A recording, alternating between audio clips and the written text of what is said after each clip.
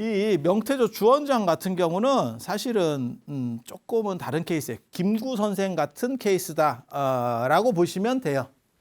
그렇게 해서 1368년에 남경의 수도를 정하고 명나라를 만들면서 이제 본격적으로 이제 원나라를 밀어붙이기 시작하는 거예요. 그래서 원나라는 나중에 저 순제 기왕후 남편입니다. 기왕후 남편. 기왕후는 정확하게 말하면 두 번째 황후입니다. 앞에 황후가 죽고 두 번째 황후가 아니고 그냥 1황후, 2황후 이렇게 있는 거예요. 그러니까 우리식으로 생각하면 두 번째 황후면 앞에 황후가 이제 뭐 죽었거나 쫓겨났거나 하고 두 번째가 되는 거 아닌가 이렇게 생각할 수 있는데 그거 아니고 그냥 이렇게 임명하면 돼요. 임명하면 돼요. 그리고 기왕후가 훨씬 셌습니다. 그래서 기왕후 아들이 결국 황제가 됩니다. 근데 그때는 이미 중국을 떠나고 북원이라고 그래가지고 저 몽고 쪽으로 넘어갔어요. 만리장성 밖으로 다 도망갔어요. 왜 밑에서 계속 치고 올라오니까. 그리고 주원장이 굉장히 재밌는 사람. 뽀샵의 어떻게 보면 포토샵의 선구자 주원장입니다. 그래서 이 명태조 주원장이 어떻게 보면 뽀샵의 시조라고 할 수 있는 사람이고 저 처세나 이런 거는 굉장히 잘합니다. 굉장히 뛰어난 사람이에요. 그래서 이 곽장 밑에 들어갔을 때도 나중에는 이제 신임을 받아가지고 곽장 밑에서 이렇게 쭉쭉 커오는데 나중에는 저 주원장 세력이 더 커요. 더 큰데도 불구하고 곽장이 이 사람이 워낙 영민하니까 몰라. 선택을 잘했는지 안 했는지 잘 모르겠어요. 아무리 영민해도 이게 말상인데 딸을 주고 싶을까 싶은데 딸을 줬어요. 그래서 결혼을 시켜줬고, 그러니까는 장인이 된 거지. 장인이 된 거지. 그리고 나중에는 주원장 세력이 더 큰데도 곽장한테 그냥 줍니다. 자기 군대를 그냥 자기 사병을 놓는다는 게 상대적으로 어려운 일이거든요. 그런데도 그냥 줘요. 그런 식으로 신임을 받아서 곽장이 다행히도 일찍 죽죠. 일찍 죽죠. 그러니까 그쪽 세력까지 아울러서 그냥 주원장한테 다 가고 결국 명나라가 남경이 수도입니다. 지금 남경이 수도입니다. 그래서 명나라 북경에 혹시 가보셨어요? 북경에 가보시면 뭐가 있냐면 북경에 29만 5천 원 이래가지고 그 북경 뭐 3박 4일인가 이거를 가잖아요. 그러면 그 중에 북경 자금성 가고 그 다음에 저기 명 13능을 가요. 명 13능을. 그래서 그 13능을 가는데 명나라 황제는 총 16분입니다. 그런데 왜 13개 능밖에 없냐면 그게 세계 문화유산이거든요. 그런데 2개는 저 남경에 있어요. 주원장 무덤하고 저 이제 나중에 영락제 무덤은 아니구나. 그래서 2개는 남경에 있고 하나는 영락제가 나중에 반란 일으킬 때 죽입니다. 그래서 걔는 어떻게 되는지 몰라요. 그 황제는. 그래서 그런 식으로 처리가 되는 바람에 13능만 존재하는 거죠. 13능만 존재하는 거죠. 그래서 남경에 있다가 북경으로 수도가 옮겨간다더라. 뭐 그 정도만 일단 생각을 하세요. 그건 나중에 또 얘기를 해드릴게요. 그리고 이 명나라는 한족 국가죠. 한족 중국 사람들. 그러다 보니까 티베트 불교가 당연히 약해질 수밖에 없고 원나라 같은 경우는 이민족이기 때문에 약간 다른 쪽 거를 갖다가 더 우대해서 쓴다면 여기 같은 경우는 이제 한족 거니까 그래서 한족 불교를 높이게 되는 거고 또 다이가 스님 출신이잖아요. 그러니까 불교에 대해서 어느 정도 잘 알죠. 그러면 주원장이 불교에 대해서 긍정적이에요. 그런데 불교를 막 이렇게 밀어줬느냐? 그렇게까지는 안 했어. 그렇게까지는 안 했어. 왜냐하면 국가기틀을 만드는 데 있어서 너무 과도한 종교가 안 좋다고 생각하는 모양이에요. 그러니까 한족 불교를 밀어준 거는 맞아. 그런데 막 저 양무제처럼 양무제나 칙천무처럼 막 대대적으로 한 건 아니에요. 그거는 창업군주기 때문에 그럴 거예요. 새로 뭘 만들어내야 되는 상황에서 한쪽에 처음부터 쏠려 있으면 그러면 그 별로 국가기틀을 다시는 게 쉽지가 않아요. 그래서 아마 그랬지 싶어요. 그래서 주원장의 불교와 관련해서는 티베트 불교가 약화되고 중국 불교가 당연히 뭐 강화되고 이게 300년 어떻게 보면 중국이라는 나라는 굉장히 재미있는 게 이민족 지배 시기가 굉장히 깁니다. 그리고 이 명나라 끝나면 또 아시다시피 청나라 또 이민족 지배 시기가 오잖아요. 이민족 지배 시기에는 언제나 그걸 생각하시면 돼요. 한족 문화는 이렇게 높여주지 않는다더라. 이 정도 생각하시면 돼요. 그러니까 청나라로 가면 다시 티베트 불교가 올라옵니다. 이쪽 한족 불교는 좀 떨어지고 티베트 불교가 다시 올라오기 시작해요. 그렇게 생각하시면 돼요. 그래서 정난의 변이라는 게 이게 주원장이 죽고 아들을 세워야 되는데 그 장남이 죽어버렸어요. 그래서 이런 경우에 이제 애매한 게 이제 그 또 다른 아들, 그러니까 차남 쪽으로 내려갈 거냐, 왕위를 차남 쪽으로 할 거냐, 손자로 할 거냐에 대한 부분이 있는 거죠. 그리고 이게 이제 태조니까 어떻게 법칙을 세우느냐가 굉장히 중요하거든요. 어떤 원칙을 세우느냐. 그래서 적장자 상속제를 주장을 해서 손자한테 넘긴 거예요. 손자한테. 아들은 죽었고 손자한테, 태자인 손자한테 넘긴 거예요. 이렇게 밑으로. 뭐 생각하시면 되냐면 우리식으로 말하면 영조가 정조한테 넘긴 거죠. 정조한테. 그래서 그런 원칙을 세웠는데 거기에 불만인 아들이 있었죠. 그게 이제 영락제입니다. 대단한 사람이에요. 우리식으로 말하면 누구라고 생각하면 되냐면 딱 그거 생각하시면 돼요. 세조. 세조. 수양대군. 그리고 이 사람은 연왕이에요. 연왕이 어디냐면 북경 쪽을 차지하고 있는, 북경 쪽 차지하는 사람들이 군대가 제일 셉니다. 언제나. 왜? 북방 이민족을 막아야 되기 때문에. 그 전에 당나라 때도 알록산 사사명난에서 알록산도 그쪽 관할 지역이에요. 그쪽에 세 개의 절도사를 겸하고 있었고, 그러니까 전방이죠. 지금으로 말하면 전방의 군대를 갖고 있는 거고, 남경은 저쪽 강남에 있기 때문에 저 밑에 있는 거예요. 그러니까 현직 부대들을 데리고 이민족, 그다음에 이때만 하더라도 몽고가 위로 올라가 있는 상황이라서 다시 내려올 수도 있다는 생각을 해요. 그래서 저 북경 쪽 방어를 맡은 사람이, 군대가 제일 좋은 군대는 아무튼 저 연왕이 다 갖고 있는 거예요. 저희가 옛날에 연나라라고 그랬어요. 연나라. 그래서 저기를 연지방이라고 하는 거예요. 그래서 연왕이라고 하는 거고, 그 다음에 나중에 이제 청나라도 저쪽에서 이렇게 들어오죠. 그때 이제 보면 연경, 처음에 청나라 수도가 연경이었죠. 그래서 우리나라 이제 소현세자나 이런 사람들이 연경에 잡혀가고 뭐 이런 얘기 나오는데, 이런 거 별로 관심 없구나. 눈빛을 보니까 별로. 저게 전국시대 때 한, 위, 조, 그 다음에 초나라, 진나라, 제나라, 연나라 할 때 그게 연나라 땅이에요. 그래서 저기를 연이라는 표현을 계속 씁니다.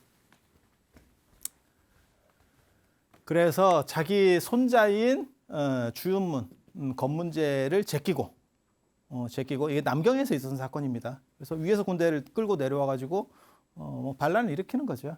그때 이제 도연 스님입니다. 책사예요, 책사. 일종의 왕건으로 얘기하면 도선국사 같은 사람이죠. 옆에서 이제 책사. 스님들이 옛날에 저런 걸 좀 했었어요. 저거 할 때가 그나마 불교가 좋을 때입니다. 지금은 저런 역할을 할 수 있을지 모르겠네. 그러니까는 국가적인 판단. 그러니까는 국민의 행복이라든지 이런 판단 말고 국가적인 판단을 하는 데 있어서 조력자가 될 수 있느냐가 최고 지식인이라는 뜻이에요. 국가 정책을 결정하는 데 있어서 자문을 구할 수 있는 사람에 큰 스님들이 들어갈 수 있느냐, 그게 이제 그 종교의 위상과 관련된 부분이죠. 그러니까 현실감이 있느냐, 한마디로 얘기해서. 근데 저런 시절에는 또 저런 게 있었어요. 그래서 어떻게 보면 제갈량 같은 역할을 하는 거죠. 이렇게 합시다. 이렇게 해가지고 딱. 근데 이 영락제가 잘 돼서 그랬지, 잘못됐으면 뭐 절단 날 뻔했어요 또. 그리고 나서 이 영락제가 왕이 되고 황제가 되고 저 정난의 변으로다가 결국 황제가 되고 북경으로 천도를 하게 되죠. 왜냐하면 자기 다발이 연지방으로 자기 다발이로 옮겨가고, 저쪽은 주원장 세력이라든지 아니면 건문제 세력들이 있으니까 위험하죠. 우리도 마찬가지잖아요. 태조 이성계가 개성에서 왕이 되고 그 다음에 수도를 천도하죠. 전 세계를 다니면서 영락제가 즉위한 걸 다 널리 알렸대. 저게 그 유명한 정화의 원정이거든요. 정화의 원정. 처음 들어보는 얼굴인데 저 굉장히 안타까운 사건입니다. 저 진짜 안타까운 사건입니다. 어디까지 배를 끌고 갔냐면 진짜 수백 미터짜리 배를 만들어 가지고 그거를 수백 척을 끌고 갔어요. 큰 거는 수백 미터짜리까지. 그 수백 척을 선단을 끌고 저 정화라는 사람이 4시에 4시. 네, 중국의 큰일은 다 황관들이 합니다. 종이도 황관이 만들었고 최륜이라고 하는 것도 황관이고 저게 이제 팀장이에요. 그러니까는 어떻게 보면 전 세계를 상대로 이런 대단한 황제가 있어요라고 말하는 건데 실제로는 왜 그렇게 말을 하냐면 이 사람이 반정으로 지금 황제에 올랐기 때문에 당위성을 강조하려고. 근데 그게 우리 동네만 하면 동아시아만 하면 될 것 같은데 동아시아하고 동남아시아 정도까지만 하면 될 것 같은데 굳이 어디까지 갔냐면 아프리카까지 갔어요. 아프리카 동쪽까지 갔다는 거예요. 그 시절에. 저게 조금만 저 방식을 계속 썼거나 아니면 조금만 더 가면 유럽까지 간다. 유럽까지. 그래서 신대륙을 발견할 수도 있는 콜럼버스보다 훨씬 지금 빠른 얘기를 하는 거예요. 그래서 저 정화의 원정이라는 게 무진장 돈도 많이 쓰고 대단한 업적을 이루었음에도 7차례나 갔어요. 7차례나. 그래서 해상 루트를 다 뚫었는데도 불구하고 그냥 자랑하러만 갔다는. 너무나 안타깝죠. 만약에 이거를 계속 뚫을 수 있거나 유지할 수 있거나 안 그러면 뭔가를 하기만 했으면 사실은 진짜 대항해 시대가 동아시아에서 열릴 수도 있었던 그런 사건이에요. 그래서 그냥 알아만 두세요. 알아만 두세요. 그런데 그냥 자랑하려고 돈 퍼주고 자랑하려고 갔었다. 그것도 어디까지? 동아프리카까지. 가기는 진짜 무진장 갔네. 그거 배 타고 간다고 생각해봐. 이게 해안선 따고 이렇게 가거든. 야, 이거 진짜 뭐 엄청난 일을 한 거예요. 엄청난 일을 한 거예요. 그리고 불교 쪽에는 사실 별 볼 일이 없습니다. 명나라 불교 별 볼 일이 없습니다. 그렇게 별 볼 일이 없어진 이유는 2가지. 지난 시간에도 제가 대충 말씀을 드렸습니다. 하나는 인도 불교가 사라졌기 때문에 1203년에 인도 불교가 사라졌기 때문에 인도로부터 외부 자극이 끊어졌다. 외부 자극이 끊어졌다.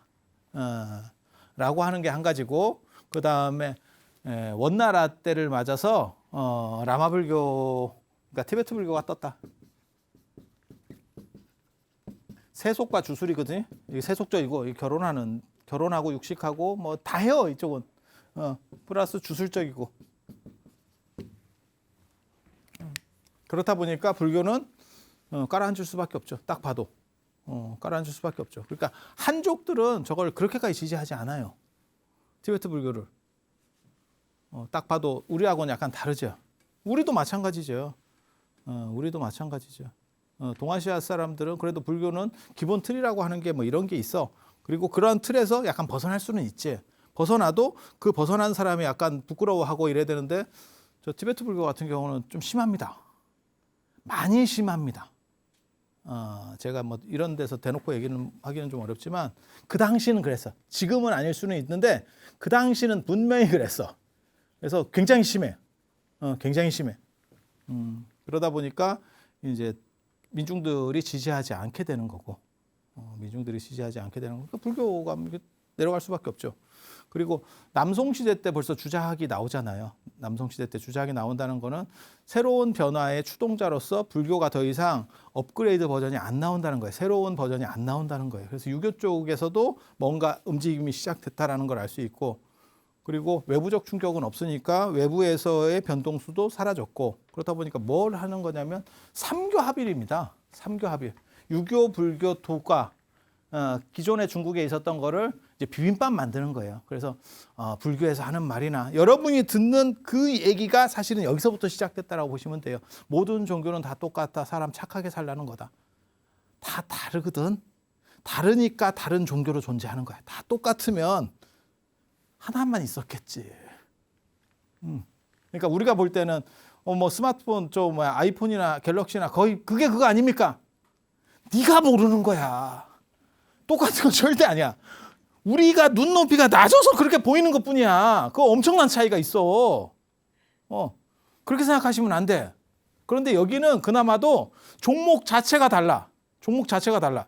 그런데 동아시아 사람들이 저런 생각들을 생각보다 많이 합니다. 많이 합니다.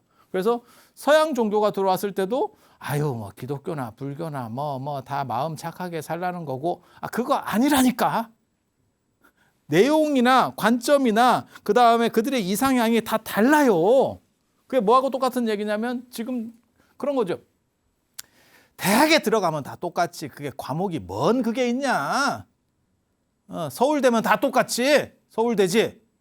아니야. 그거는 거기까지 큰 카테고리로 묶었을 때 그런 거고 야 그거 완전히 달라. 완전히 달라. 그게 어디는 취직이 되고 어디는 취직이 안 된다.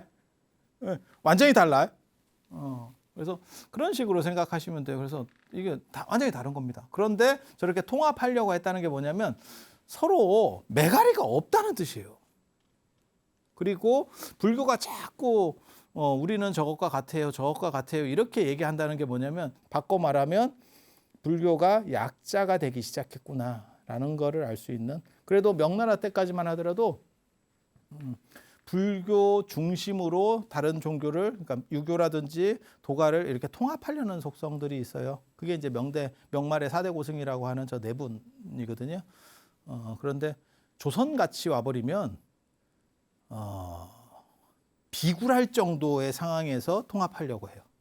그러니까 뭐 인의예지 신이나 유교에서 말하는 오상이나 불교에서 말하는 오계나 같은 거 아닙니까? 이렇게 유교에서는 절대 같다고 안 하거든. 뭔 쌉소리를 하고 있어? 이쪽에서는 이렇게 얘기하거든. 근데 불교에서는 같대. 그래서 그렇게 생각하시면 되고 이렇게 네 분이 있어요. 네 분이 있어요. 그래서 운소주갱, 감산덕천, 자백진가, 우익지육 이렇게 명말 4대 고승 뭐 이렇게 얘기하는데 생각보다 별로 업적은 없다더라 라는 정도 하고 저분들에 대해서 제가 잠깐 다음 시간에 제가 잠깐만 더 말씀을 드릴게요. 저 중에서 사실은 저 감산덕청이 재밌어요. 이게 이제 나중에 강남으로 가는 바람에 그 강남 조계산 육조 해능스님 조전을 이렇게 수리를 하고 뭐 이런 얘기들이 나오거든요. 그래서 그런 얘기 제가 잠깐 더 해드리고 그 다음에 명나라 하면 사실은 불교보다도 저 양명학 얘기를 해야 돼요. 저 양명학 얘기. 그리고 양명학과 관련해서 또 재밌는 사람이 있죠. 저 이타고라고 하는 저 밑에 이타고라고 하는 저 기이한 사람이에요. 기이한 사람. 그래서 그런 얘기를 저 출가했습니다. 장사 믿고 옥사한 사람입니다. 딱 들어봐도 캐릭터 진짜 특이했겠구나. 장사 믿고 옥사야. 그리고 출가도 몇 살에 하냐면 62세. 이게 도대체 뭐 하는 사람인가 싶은 진짜 진기한 사람. 진짜 진기한 사람. 이타고의 동심설 뭐 이렇게. 저런 계열들이 있어요. 저런 계열들이. 우리식으로 말하면 원효 같은 과입니다. 원효 같은 과. 그래서 그런 얘기들 조금 더 해드릴 수 있도록 그렇게 하겠습니다. 자, 들어서 감사합니다.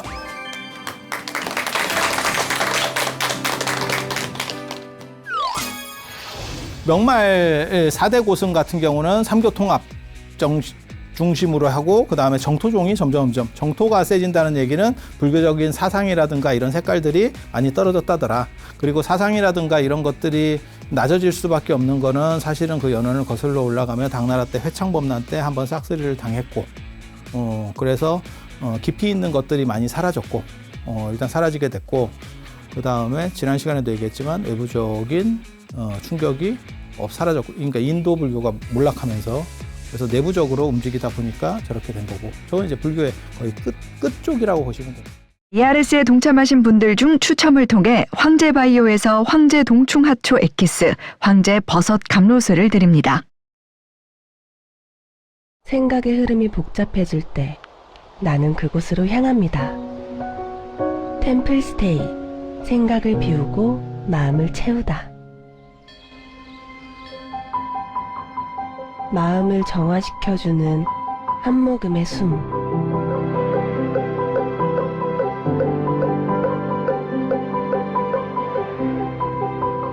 나를 위한 행복여행 템플스테이.